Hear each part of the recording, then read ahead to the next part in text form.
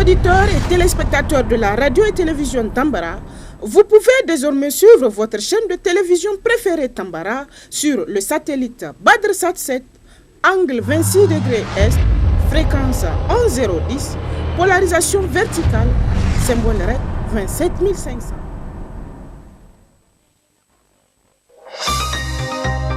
Suivez le journal avec STM Transport Voyageurs, une nouvelle façon de voyager.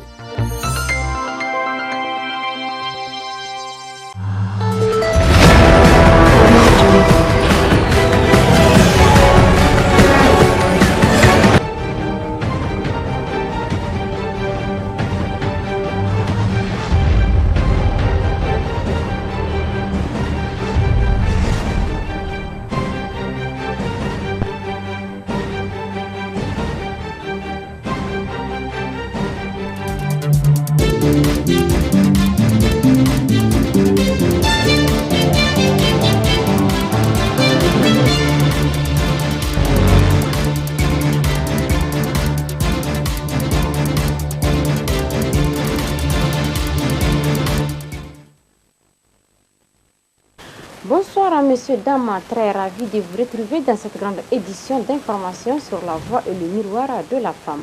L'agence nigérienne de normalisation des météorologies et des certifications ANMC a procédé au lancement officiel de la campagne périodique de la fiabilité des instruments de mesure utilisés dans les transactions commerciales le 10 novembre 2024.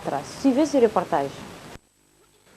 À travers cette sortie, l'agence nigérienne de normalisation des métrologies et des certifications ANMC lance officiellement la campagne de contrôle périodique de la fiabilité des instruments de mesure utilisés dans les transactions commerciales au titre du deuxième semestre de l'année 2024 dans la région de Niamey. Durant cette campagne, l'ANMC va intervenir dans le domaine pétrolier avec des contrôles qui vont s'effectuer depuis la CNPC jusqu'aux stations-service en passant par la SORAS et les installations de la SONIDEP.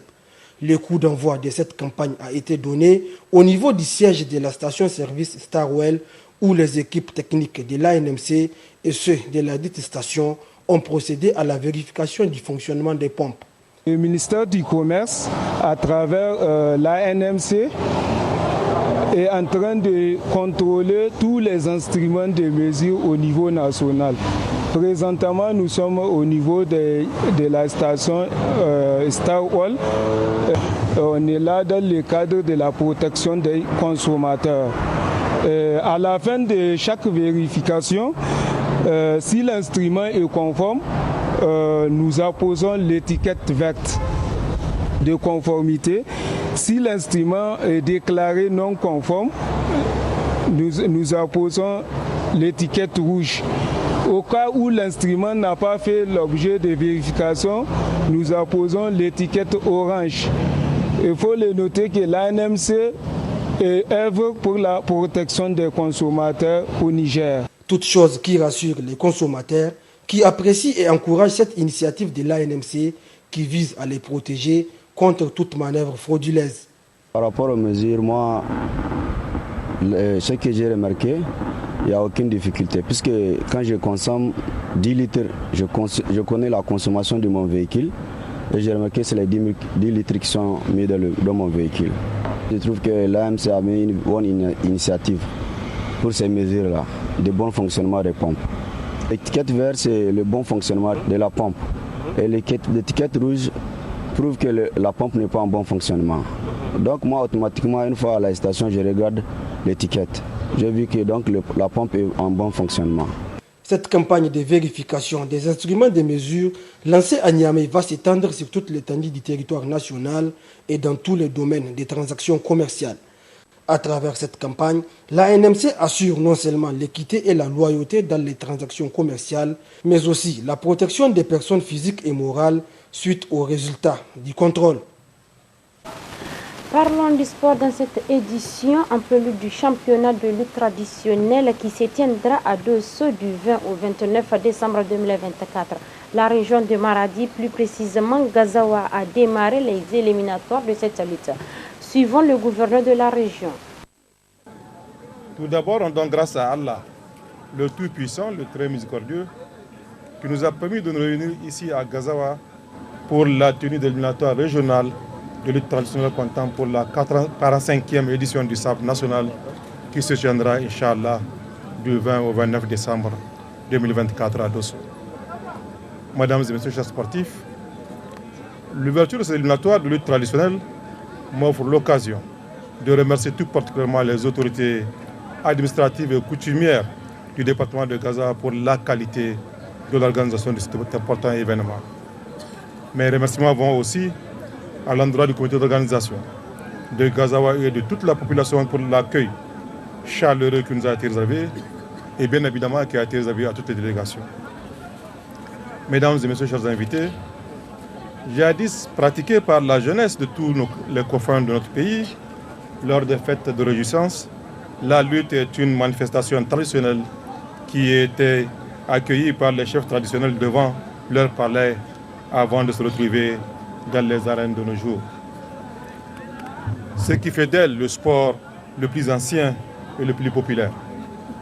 Cette popularité est certainement liée aux valeurs véhiculées par celle-ci et partagées par l'ensemble des couches sociales et de toutes les catégories socio-professionnelles. Mesdames et messieurs, la lutte traditionnelle, support roi, au-delà de son caractère sportif, demeure un puissant facteur d'intégration et de rapprochement entre les peuples. Elle constitue un levier important de cohésion sociale indispensable au développement et à l'unité nationale. C'est pourquoi les plus hautes autorités de notre pays, au premier desquelles son Excellence le général de brigade Abdraman Chani, président du Conseil national pour la sauvegarde de la patrie, chef de l'État, et son Excellence Ali Mohamed Lamine Zen, Premier ministre, ministre de l'économie et des finances, accordent une place de choix à cette pratique sportive. Mesdames et messieurs, chers invités, il est à rappeler qu'au titre de palmarès, la région de Maradi a 10 sabres à son actif, ce qui fait d'elle première ex aequo avec la région de Tawa au niveau national.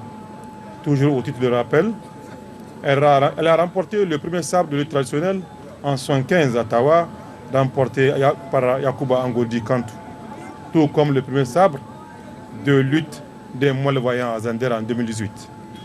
En outre, lors du dernier championnat tenu à Agadez en 2023, notre lutteur Mati Souley était sacré vice-champion. C'est pourquoi, mesdames et messieurs, j'exhorte les arbitres, la table technique et tous les autres acteurs à faire preuve de neutralité, d'impartialité, de faire prévaloir le fair play et la sportivité pour opérer le meilleur choix qui nous conduira à de très bons résultats. Avant de terminer mon propos, j'ai l'agréable plaisir de souhaiter à toutes et à tous un bon séjour à Gazawa.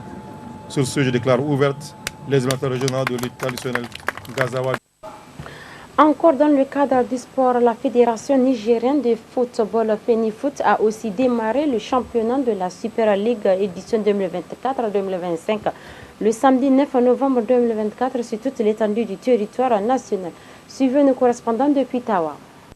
La Fédération nigérienne de football FENIFOOT a démarré le championnat de la Super League édition 2024-2025 le samedi 9 novembre 2024 sur toute l'étendue du territoire national. À Tawa, le choc de la première journée a opposé la jeunesse sportive de Tawa à l'association sportive de la police nationale de Niamey. C'est à 16h15 que l'arbitre international Ahamadou Alou Moussa a donné le coup d'envoi de ce match. Après un temps d'observation, les attaques se sont multipliées de part et d'autre. Et c'est à la 42e minute que le numéro 18, Houzaïsat Marwan Hamissou de la jeunesse sportive de Tawa a ouvert le score sur penalty après une faute de main dans la surface de réparation adverse. Quelques minutes après, la mi-temps intervient sur un score d'1-0 en faveur de Loko. De retour sur le terrain après la remobilisation et le conseil de coach, le match a pris une autre tournure, c'est-à-dire revenir au score pour l'AS Police et aggraver ces derniers pour la jeunesse sportive de Tawa. Et c'est à la 58e minute, le faux filet numéro 11 de la GST, ailier gauche Adamou Mokhtar déclenche une frappe qui finit sa course au fond du filet du gardien de l'AS Police. Score 2-0 en faveur de la jeunesse sportive de Tawa. Les policiers ont tout fait pour revenir au score, mais hélas, la chance ne les a pas souri. À la fin du match, nous avons écouté les deux coachs. Moi, j'ai trouvé que c'est la cohésion qui n'a pas marché entre les joueurs, parce qu'on avait des nouveaux joueurs qui sont venus un peu partout, de différents clubs. Et juste, on a fait un mois d'entraînement. On a commencé le 3 octobre et ça fait un mois à peu près. Donc c'est difficile pour le premier match de se comprendre. Mais je pense que d'ici 3 journées, ils vont se comprendre et ils vont sortir le grand jeu. Le prochain match, c'est contre l'Iranien à Arlit. Et on pense d'aller là-bas. En tout cas, on ne va pas venir avec une défaite encore. C'est pas possible. On a tiré beaucoup de leçons dans ce match-là. L'équipe locale, c'est une bonne équipe parce qu'ils ont de très jeunes joueurs talentueux. Et depuis, Tawa a toujours constitué vraiment avoir des bons joueurs depuis longtemps. Et ça continue. Le niveau est acceptable. Ouais, donc on a beaucoup travaillé ce championnat, surtout en phase de première journée. Donc vraiment, j'ai vu le travail, les enfants ont bien répondu. Et ils ont pris les consignes, on a donné de bonnes consignes pour aller scorer et aller défendre. Et ça a été mon but aujourd'hui. Je suis très fier de mes joueurs et de mes dirigeants et de mes supporters d'Ottawa. Les performances, on va approcher l'AS Nigelec, Inch'Allah, ici à domicile même. Oui, on a gagné 2-0, on a décroché un peu forté, surtout en offensive. C'est-à-dire en première mi-temps, dans 15 à 20 minutes, on a raté plus de cette occasion. Là maintenant, on va mettre l'accent sur ça. On revient, on va travailler dur pour aller scorer. Donc on a des bons talents. Donc Inch'Allah, on va continuer à travailler. Notez que les deux équipes ont raté beaucoup d'occasions et vont se servir de ce match pour se corriger.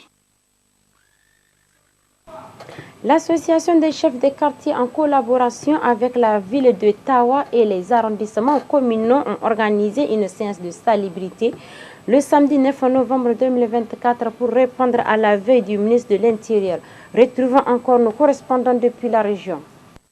L'association des chefs de quartier, en collaboration avec la ville de Tawa et les arrondissements communaux, ont organisé une séance de salubrité le samedi 9 novembre 2024 pour répondre à l'appel du ministre de l'Intérieur qui demande de rendre les villes propres. C'est ainsi que cette dernière a débuté à partir du rond-point du marché central de Tawa, en passant par la Nigérienne des eaux, la Mort, le centre artisanal, la préfecture, le gouvernement, la résidence jusqu'à la tribune officielle où elle a pris fin avec un discours de remerciement à l'endroit de tous ceux qui ont pris part à cette séance de salubrité par l'administrateur délégué de la ville d'Ottawa, M. Sahabi Moussa. Depuis que nous avons commencé cette démarche donc d'organiser des salubrités au sein de la ville d'Ottawa, les chefs de quartier ont promis d'organiser eux-mêmes une salubrité sur les artères de la ville d'Ottawa. Et c'est ce qu'ils viennent de démontrer. Donc ils sont sortis en grand nombre. Vous avez vu la distance qui a été parcourue, la distance de la façon qui a été en tout cas rendue salubre. Femmes et hommes se sont engagés. Ils ont en tout cas rendu les différentes artères que nous avons parcourues, comme je l'ai annoncé tout à l'heure, je ne dirais pas très propres, mais propres. Ils ont pris l'engagement qu'à chaque instant que nous aurons besoin d'eux, ils vont venir nous aider à rendre salubre cette ville-là. Et pour nous, le plus grand intérêt, ce que nous sommes en train de gagner, c'est qu'en réalité, la population s'est appropriée elle-même cette propriété de la ville. Et c'est ça le plus grand intérêt pour nous. Et le deuxième intérêt, c'est que c'est une population qui est prête à nous accompagner dans toutes les démarches que nous allons faire concernant le travail qui consiste à agrandir le mieux-être de la population de la ville d'Ottawa. Notez que cette séance de salubrité a vu la participation des administrateurs délégués de la ville d'Ottawa, du chef de canton d'Ottawa, son Altesse Alhaji Adou Moussa, des associations et de la population de l'ADER. En partie magazine de cette édition, retrouvons le président tchadien Mohamed Idrissa Déby Itno qui parle sur l'attaque barbare qui a eu lieu à Barkaram au confins du lac Tchad. Excellente suite de programme sur la télévision Tambara. Au revoir. Monsieur le Président de la République, vos compatriotes sont inquiets. Cela fait 10 jours que vous campez aux confins du lac Tchad suite à l'attaque lâche et barbare de la position de nos forces de défense et de sécurité engagées à Barkaram. Où en est-on très exactement 10 jours après le déclenchement de l'opération Askanit? Merci. D'abord, je voudrais vous répondre par rapport à l'inquiétude de la population pour mon déplacement ici au lac Tchad. En tant que président de la République, chef de l'État, chef suprême des armées, garant de la sécurité de nos concitoyens, garant aussi de l'intégrité territoriale de notre pays, il est de mon devoir de venir au lac Tchad, là où il y a eu l'attaque barbare qui a endeuillé beaucoup de familles. Nous avons eu beaucoup de martyrs et beaucoup de blessés. Donc, pour moi, il était très important de venir sur place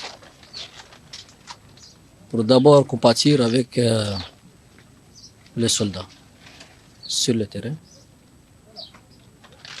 Ensuite, comprendre ce qui s'est passé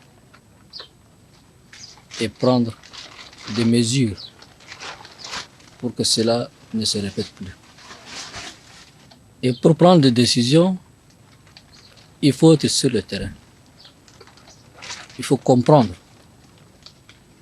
qu'est-ce qui s'est passé. On ne peut pas comprendre les choses en restant en Djamena, dans un bureau ou bien dans une chambre pour prendre des décisions. Il faut être sur le terrain. Et moi, je suis un soldat. Et en tant que soldat, je sais que pour prendre de bonnes décisions en ce qui concerne la sécurité, il faut être sur le terrain. Je sais que beaucoup de mes compatriotes sont inquiets par rapport à mon déplacement. Mais je voudrais leur dire juste, je suis un homme de foi. Et la mort est partout. Que tu sois en Djamena dans ton bureau, dans ta chambre, ou que tu sois ici, si l'heure est arrivée, tu ne pourras pas t'échapper. Donc, mieux vaut faire son travail, le travail dont le peuple tchadien nous a confié. Dans un premier temps, pour venir constater ce qui s'est passé et compatir avec mes frères d'armes. Deuxièmement, réorganiser notre dispositif. Troisièmement, lancer l'opération Askanit pour venger nos martyrs, pour éradiquer ces bandits des grands chemins. Nous avons déjà commencé l'organisation du dispositif au lac Tchad et en même temps, nous avons lancé l'opération Askanit. Nous avons lancé par la voie aérienne, nous avons fait plusieurs frappes des positions ennemies. Ils ont eu beaucoup de morts et beaucoup de blessés. En même temps, nous étions en train de préparer nos forces terrestres. Et aujourd'hui, comme vous avez constaté, nos forces terrestres sont prêtes. Et maintenant, ils vont aller directement vers l'ennemi, l'anéantir. Nous allons leur faire payer ce qu'ils ont fait. En votre qualité de chef suprême des armées, quel est le moral de vos troupes engagés en ce moment dans l'opération Ascanit? D'abord, vous avez vu tout à l'heure, comme moi, quand j'étais avec le soldat, l'aile morale est haut. Et ils sont même pressés, très pressés depuis le début du lancement de cette opération pour partir. Mais nous avons jugé qu'il faut les préparer avant de partir. Donc aujourd'hui, je suis venu pour lancer cette opération. Et vous avez vu comment ils sont pressés, comment ils ont le moral. Et ça, c'est dans l'ADN de l'armée tchadienne. L'armée tchadienne a toujours eu le moral haut.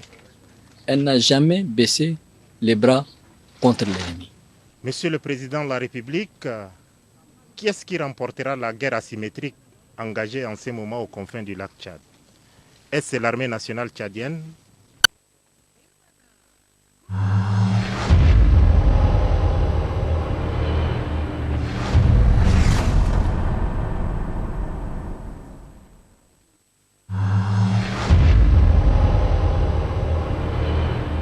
Chers auditeurs et téléspectateurs de la radio et télévision Tambara, vous pouvez désormais suivre votre chaîne de télévision préférée Tambara sur le satellite BadrSat 7, angle 26 degrés Est, fréquence 11010, polarisation verticale, symbole REC 27500.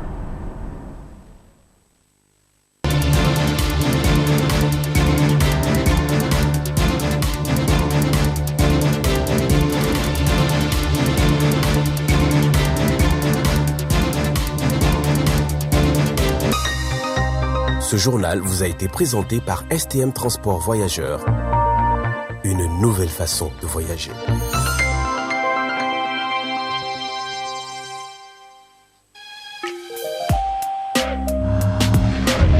Pour vos annonces publicitaires, reportages, couvertures médiatiques, ateliers, séminaires de formation, contactez le service commercial de la radio-télévision Tambara sur les numéros suivants: le 80 10 25 25, 89 10 25 25 ou encore le 87 20 30 00. La radio-télévision Tambara, c'est la voix et le miroir de la femme.